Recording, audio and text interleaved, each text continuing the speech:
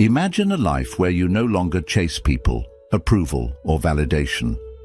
A life where your peace is not disturbed by noise, nor your purpose dictated by the opinions of others. Imagine waking up, not to the sound of chaos, but to the calm voice within you. A voice you once ignored because the world was too loud. Now picture this: you're alone, but not lonely. You've let go of what no longer serves you. And in that silence, something awakens: clarity, strength, truth.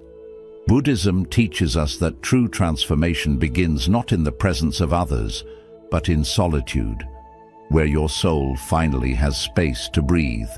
This is your path to healing. This is how you rebuild yourself alone. And it starts right now with 12 Buddhist principles that will reshape your mind, renew your spirit, and return you to who you truly are. 1. Detach from the illusion of control. Most of our suffering comes from trying to control things we were never meant to. We want people to behave a certain way. We want life to go according to our plan. We expect situations to unfold exactly how we imagined. And when they don't, we feel frustrated, anxious, or defeated. But here's the truth: you cannot control what other people say, think, or do. You cannot control the outcomes, the timing, or the twists of fate. Life is unpredictable. People are imperfect. Circumstances will change, often without warning. Buddhism teaches us that pain is not caused by what happens to us, but by our attachment to how we believe it should happen. As Buddha wisely said, you only lose what you cling to. The tighter you hold on to expectations, the more you suffer when they're not met. But when you release that grip, something beautiful happens. You begin to experience life as it is, not as you demand it to be. Let go of trying to force outcomes. Let go of trying to fix everyone. Let go of needing everything to be perfect. When you stop resisting reality, you stop suffering. And in that surrender, you don't become weaker, you become wiser. Because now, instead of wasting your energy on what you can't control, you begin to master the one thing you always can: your response. That's where your power is. Not in controlling life, but in how gracefully you meet it. 2. Sit with yourself, not your distractions. In today's world, it's easier than ever to run from yourself. Every time you feel discomfort, boredom, or sadness, there's a screen to scroll, a song to play, a video to watch, or a conversation to escape into. These things may seem harmless, but over time they create a dangerous habit. You start avoiding your own presence. You begin to fear silence. You begin to resist stillness.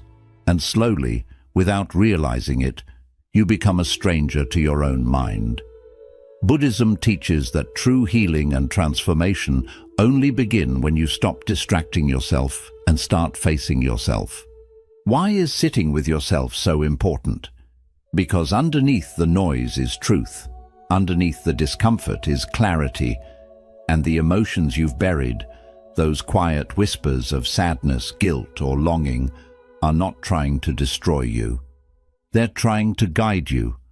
When you learn to sit alone, without reaching for your phone, without calling someone, without numbing your thoughts with noise, you begin to hear what your soul has been trying to say all along. You realize you're not empty. You're just unattended. You're not broken. You're just unheard. So sit, not as a punishment, but as a return to yourself. Let the silence feel awkward at first. Let the emotions rise. Observe them like passing clouds. Don't judge, just listen. Because the moment you become fully present with yourself, without needing anything else to escape into, you begin to remember who you really are. And that, in itself, is the beginning of transformation. 3. Embrace the pain that rebuilds you. Most people run from pain. It's natural. We think pain is something bad, something to avoid, something to fix as quickly as possible. But in Buddhism, pain is not the enemy. It's a messenger. It's a mirror. It's the crack through which light enters the soul. The truth is, growth never feels like comfort. It feels like loss, like confusion, like everything falling apart. But just like a seed must break open before it can grow into a tree, you must allow parts of yourself to break so you can rise into someone greater. Pain is not here to punish you. It's here to reshape you. When you sit with your suffering instead of numbing it or escaping it, you begin to understand its wisdom. That heartbreak, it showed you what you truly value. That failure, it taught you resilience you never knew you had. That silence, it brought you face to face with the parts of yourself that need healing. You can't rebuild yourself if you're always hiding from what hurts. And here's the shift. Instead of asking, "Why is this happening to me?" ask, "What is this trying to teach me?" This change in mindset turns pain into power. The most peaceful people you'll ever meet are not the ones who never suffered. They're the ones who looked their pain in the eye, accepted it with grace, and let it transform them. So don't rush to escape what hurts. Let it burn away the old version of you. The one that was too afraid, too dependent, too lost. And from those ashes, a stronger, clearer, and wiser you will rise. This is the beauty of pain when met with presence. It doesn't just break you, it rebuilds you. 4. Simplify your life. Amplify your spirit. In a world that constantly pushes us to want more, do more, and become more, simplicity often feels like a weakness. But in Buddhism, simplicity is not a step backward. It's a return to clarity, a return to peace. Think about it. How many things do you carry, physically, mentally, emotionally, that you don't truly need? How much energy is drained managing things that add no value to your spirit? The clutter in your home, the overcommitment in your schedule, the noise in your digital life, and the toxic people in your circle, they all weigh you down, quietly and constantly. Buddha taught that desire is the root of suffering, not just material desire, but the craving for more recognition, more possessions, more distractions. But the path to transformation isn't found in adding, it's found in subtracting. Start by asking, what is truly essential to my peace? Simplify your surroundings. Let go of what you don't use. Simplify your relationships. Choose depth over quantity. Simplify your mind. Release thoughts that don't serve your highest self. When you begin to live with less, you actually feel more space to breathe, more time to reflect, more energy to grow. Simplicity doesn't mean you give up joy. It means you stop chasing what doesn't bring real joy in the first place. It creates a sacred space inside you where your spirit can rise, uninterrupted by noise or pressure. So, slow down. Clear the excess. Let your life become quiet enough that you can hear your soul again. Because the more you simplify, the more you amplify who you truly are. 5. Become the observer, not the reactor. One of the greatest teachings in Buddhism is this: you are not your thoughts and you are not your emotions. You are the one who watches them. But most people forget this. Sometimes something triggers them, a rude comment, a moment of fear, a painful memory, and they react without thinking. Anger takes over. Anxiety floods the mind. Sadness pulls them down. And before they know it, they're doing or saying things that only create more suffering. Buddhism teaches a different path, a path of awareness, a path of stillness. Instead of being pulled by your emotions, learn to observe them. Like clouds drifting across the sky, emotions come and go. You don't have to chase them. You don't have to become them. You simply watch. You breathe. You stay still. This is not easy at first. The mind wants to react. The ego wants to fight. The pain wants to scream. But when you pause, you give yourself power. You shift from automatic reaction to conscious response. And in that space between the trigger and your action, you find freedom. Here's the truth. Anger is not the enemy. Fear is not the enemy. Even sadness is not the enemy. The real danger is losing yourself inside of them. So practice becoming the watcher of your mind. When anger rises, say, anger is here. When fear appears, say, I see you, fear, and then breathe. Don't push it away. Don't fight it. Just let it pass, like a wave rolling over you. Not through you. This is emotional mastery. This is how you stop being a victim of your mind and start becoming the master of it. Because the strongest person is not the one who reacts the fastest. It's the one who stays still long enough to choose peace over chaos. Be the observer, and your whole life will begin to change. 6. Let go of the self that no longer serves you. We all carry a version of ourselves that was shaped by pain, fear, rejection, or past experiences. Maybe it's the not good enough version, the always fails version, the one that was criticized, betrayed, abandoned, or told they were too much, or not enough. And over time, without realizing it, you begin to identify with that self. You start believing that's who you are. You say things like, I'm just an anxious person. I always mess things up. This is just the way I am. But Buddhism teaches something powerful. There is no fixed self. The self you believe you are is not permanent. It can change. It can evolve. It can be rebuilt. Yet in order to become someone new, you have to be willing to let go of the version of you that no longer serves your highest good. Let go of the self that doubts. Let go of the self that shrinks to fit in. Let go of the self that keeps reliving the same story of pain. You don't need to hate that version of you. It was doing its best with what it knew. It helped you survive. But now, you're ready to grow. And growth means releasing the identity that was built on wounds, so you can step into one built on wisdom. This transformation doesn't happen all at once. It happens when you choose, moment by moment, to act like the person you want to become, not the one you've been. You start speaking kindly to yourself. You stop repeating stories that hurt. You walk with your head higher, not out of pride, but because you've remembered your worth. Letting go of the old self isn't about becoming someone else. It's about returning to who you were before the world told you who to be. So breathe deeply. Forgive the past version of you. And with every step forward, remind yourself, you are allowed to grow beyond who you once were. 7. Learn the power of walking alone. There will be moments in life when you feel abandoned, misunderstood, or completely alone. Friends fade, relationships fall apart, support disappears, and you're left wondering, why is no one here? But what if that loneliness is actually sacred?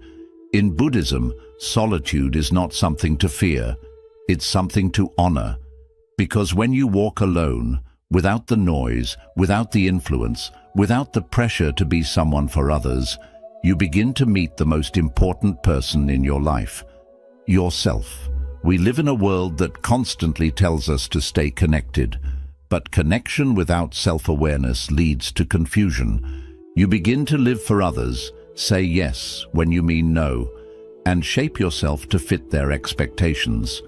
In solitude, that illusion falls away. You begin to hear your own thoughts again. You start questioning what you actually want, not what others expect. You remember your values, your dreams, your pain, your power. Buddha walked away from his palace, his comfort, his identity, alone. And in that sacred solitude beneath the Bodhi tree, he awakened. Solitude is where you strip away the masks. It's where the real work begins. No one clapping for you, no one guiding your steps, just you. showing up for your own soul. But understand this: walking alone doesn't mean being lonely. It means becoming strong enough to stand without needing anyone else to hold you up. When you can walk your path without applause, when you can be at peace without constant company, when you can enjoy your own presence like a best friend, that's when you know you are becoming whole. So if you feel like no one understands you right now, if you're walking a path that feels unfamiliar and quiet, know this isn't your punishment, it's your preparation. Because those who learn to walk alone eventually lead themselves to the most powerful place of all, inner peace. 8. Choose mindfulness over multitasking. In the modern world, multitasking is praised like a superpower. The more you can juggle, the more valuable you seem. But here's what no one tells you. The more tasks you split your attention across, the less of yourself you bring to each one. You eat while scrolling your phone. You listen while thinking about your reply. You walk while your mind races in 1,000 directions. But are you really living, or just moving through life on autopilot? Buddhism teaches the opposite of multitasking. It teaches mindfulness, the practice of being fully present with whatever you are doing, no matter how simple it seems. When you eat, just eat. When you listen, just listen. When you walk, feel each step beneath your feet like it matters. Why is this important? Because when your mind is scattered, your life becomes scattered. When your attention is divided, your energy is drained. And when you rush through every moment, you miss the beauty, the wisdom, and the healing it quietly offers you. Mindfulness brings you back to now, the only moment that actually exists. It calms the nervous system. It clears mental fog. It deepens your connection to the world and to yourself. And most importantly, it awakens your presence. You begin to notice the flavor of your food, the sound of the wind, the rhythm of your breath. You begin to realize that life isn't happening later. It's happening right here. And the more present you are, the richer your life becomes. Even washing dishes can become a meditation. Even sipping tea can become a sacred act if you give it your full attention. So stop chasing more. Stop rushing through everything just to get to the next thing. Slow down. Come back to this moment, because when you stop multitasking and start living mindfully, you don't just get things done, you come back to life itself. 9. Accept what is and change what you can. One of the deepest sources of suffering in life is the fight against reality. We wish things were different. We replay mistakes, regret decisions, hold on to anger and obsess over things that are simply out of our control. But here's the truth. You cannot heal by resisting what is. Buddhism teaches a profound balance, acceptance, and action. Accept what is, change what can be, and have the wisdom to know the difference. Acceptance does not mean giving up. It does not mean becoming passive. It means making peace with the present moment before you decide what to do next. Because when you're at war with what's already happened, you drain your energy. But when you accept it, you free up space to respond wisely. You don't have to accept injustice. You don't have to tolerate toxic behavior. But you do have to stop wishing the past could be different. You do have to stop trying to control every outcome. Instead, ask yourself, can I change this? If yes, take action with clarity and compassion. If no, breathe, let go, and trust the unfolding of life. Acceptance doesn't mean you agree with everything. It means you stop fighting reality so that you can meet it with strength instead of resistance. And action, true conscious action, comes from a still place, not a frantic one. When you accept what is, you can finally see clearly what steps to take. Here's what happens when you live this way. You stop being a victim of circumstances. You stop getting stuck in endless loops of worry or regret. You begin to move forward, not with fear, but with peace. Because peace is not the absence of problems, it's the presence of inner clarity in the middle of them. So repeat this to yourself when life feels heavy. I will accept what is and change what I can. And in that simple, powerful mindset, you will begin to transform everything. 10. Choose compassion even for yourself. 10. Choose compassion even for yourself. It's easy to feel compassion for others. When someone else is in pain, we offer kindness, patience, and gentle words. But when we fall short, we become our own harshest critics. We replay our mistakes. We insult ourselves in silence. We carry guilt for days, weeks, even years. We hold ourselves to impossible standards and punish ourselves when we fail to meet them. But here's the truth. You cannot truly grow if you're constantly attacking yourself. Buddhism teaches that compassion must begin at home, and that home is your own heart. Self-compassion doesn't mean making excuses. It means recognizing that you are human, that you are allowed to struggle, that healing is not a straight line, and mistakes are part of the journey. When you mess up, speak to yourself as you would to a dear friend. It's okay. You're learning, you're trying, you are still worthy. Because the voice you speak to yourself with becomes the environment your soul lives in. If that voice is harsh, your spirit hides. If that voice is kind, your spirit blooms. Think of a child learning to walk. If that child falls, you don't scold them. You cheer them on. You encourage them to get back up. You need to offer yourself that same grace. Even in your darkest moments, you are not broken. You are becoming. Even in your messiness, you are not a failure. You are a work in progress. Self-compassion is not weakness. It's one of the greatest strengths you can develop. Because when you stop fighting yourself, you create space to truly grow. So, pause, place a hand over your heart, take a breath, and remind yourself, I am doing my best. I am learning. I deserve love, even from me. In that moment, transformation begins, not from force but from gentle understanding, because the path to healing is not paved with self-judgment. It's built with compassion, step by step, breath by breath. 11th, break the cycle by breaking the thought. Every day, thousands of thoughts pass through your mind. Some are harmless, some are helpful, but many, without you even realizing, are harmful. Thoughts like, I'm not enough, no one understands me, I always fail, what's the point in trying? And the more often these thoughts appear, the more power they gain. You don't just think them, you start to believe them.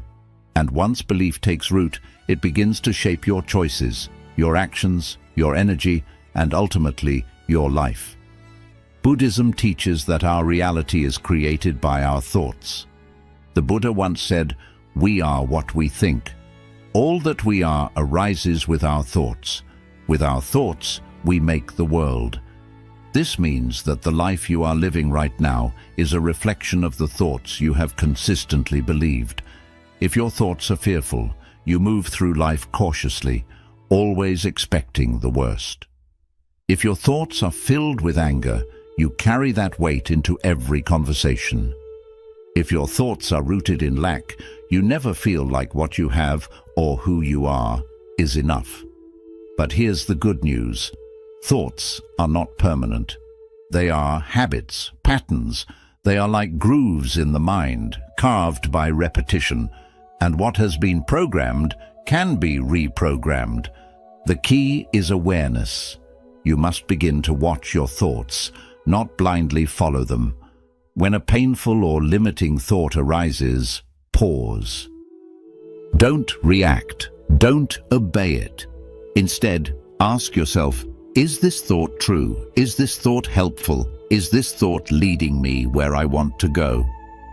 Most of the time, you'll realize it's just an old loop, an outdated story your mind keeps telling because it's familiar, not because it's real.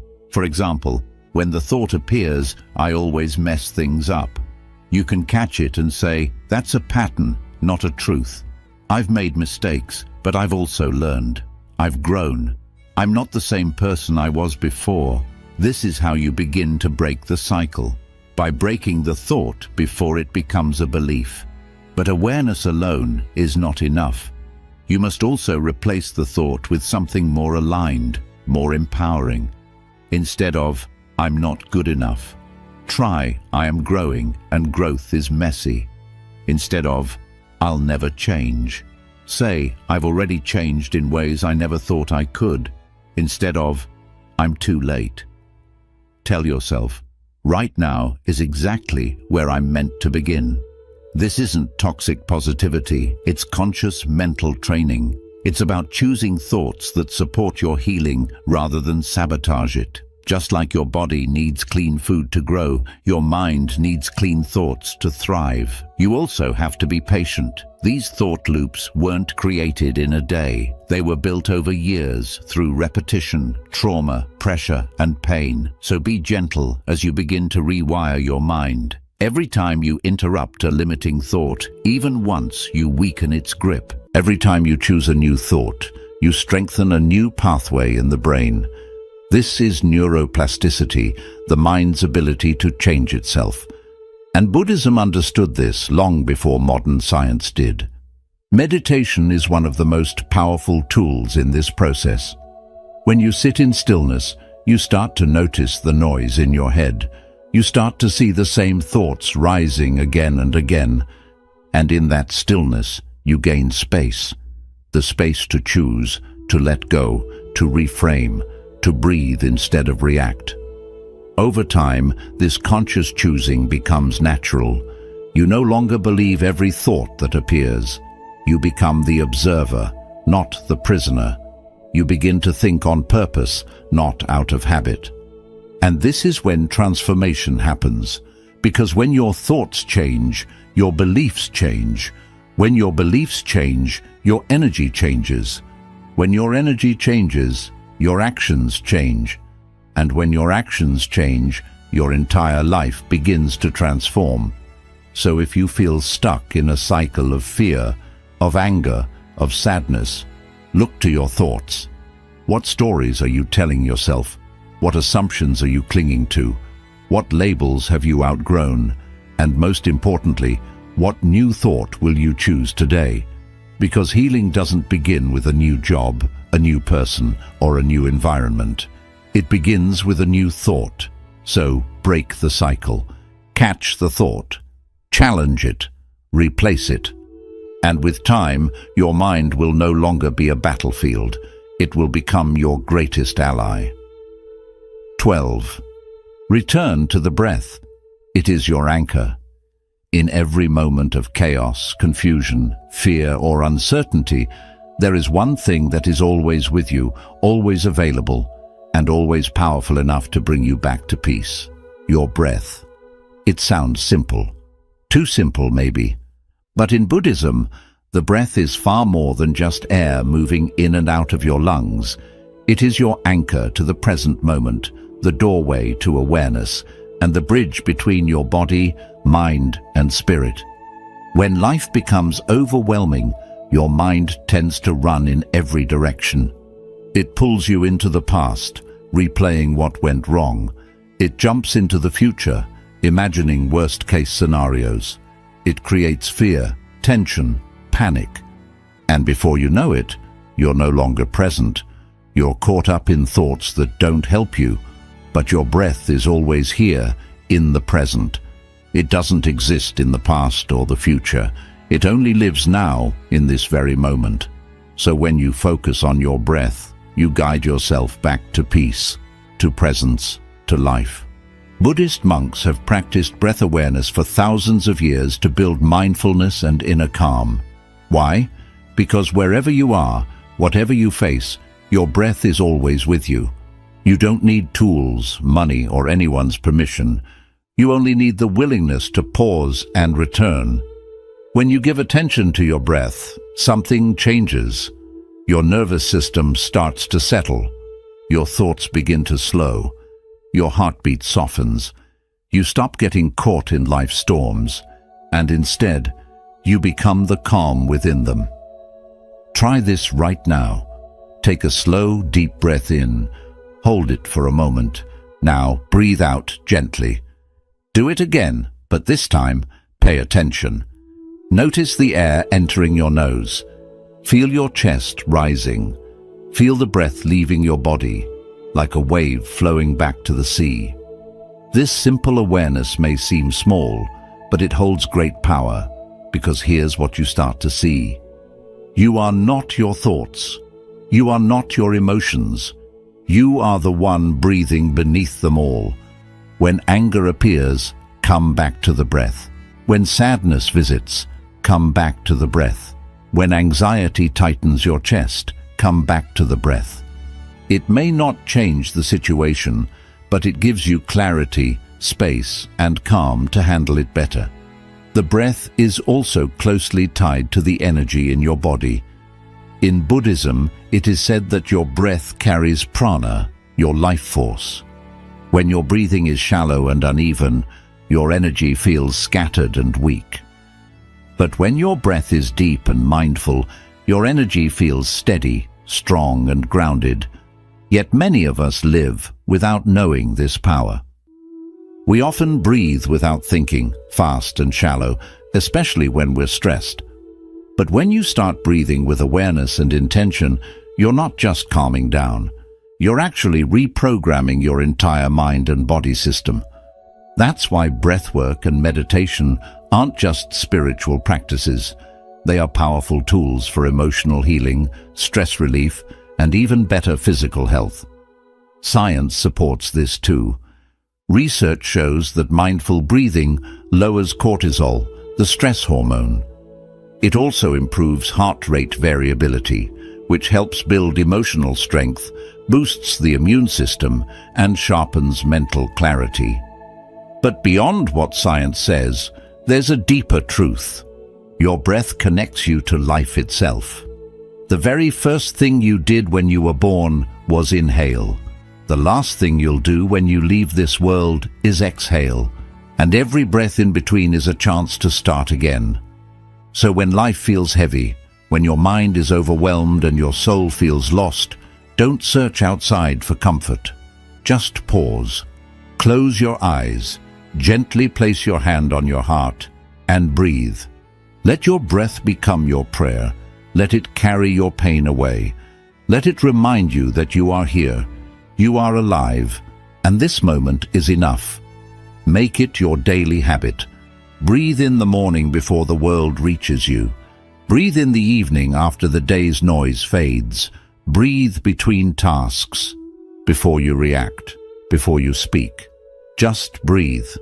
Even one conscious breath can change your entire state of being, because when you learn to control your breath, you start to control your mind. And when you master your mind, you become free. Not because the world has changed, but because you have changed within it. So keep returning to the breath again and again. Let it be your anchor when everything else feels uncertain. Let it be your teacher, your guide, your quiet sanctuary. In the stillness between each inhale and exhale, you will find yourself, not the version shaped by the world, but the version that was always there, calm, present, whole. And that is where your true transformation begins. In a world that constantly pushes you to move faster, achieve more, and be everything at once, Buddhism gently whispers something different. Slow down, be still, and look within. Because the transformation you're searching for won't come from the outside. It won't be found in praise, in people, or in possessions. It begins in solitude, in silence, in the choice to rebuild yourself on your own. These 12 principles are not just thoughts, they are invitations to let go of control, to sit quietly with yourself, to hear the wisdom hidden in your pain, to clear the clutter from your life, to respond instead of reacting, to release who you used to be, and to walk alone with strength, to live with mindfulness and intention. to accept what you cannot change, to show yourself deep compassion, to break the mental patterns that hold you back, and to return again and again to the breath that grounds you. You are not broken, you are becoming.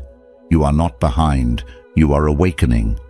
So trust this journey, even when it feels quiet, even when it feels lonely, even when it feels hard. Because the strongest version of you isn't found in the crowd. It's built in the silent moments when no one is watching, when you choose to rise, rebuild, and return to your true self. Walk this path with courage, and may peace follow each step.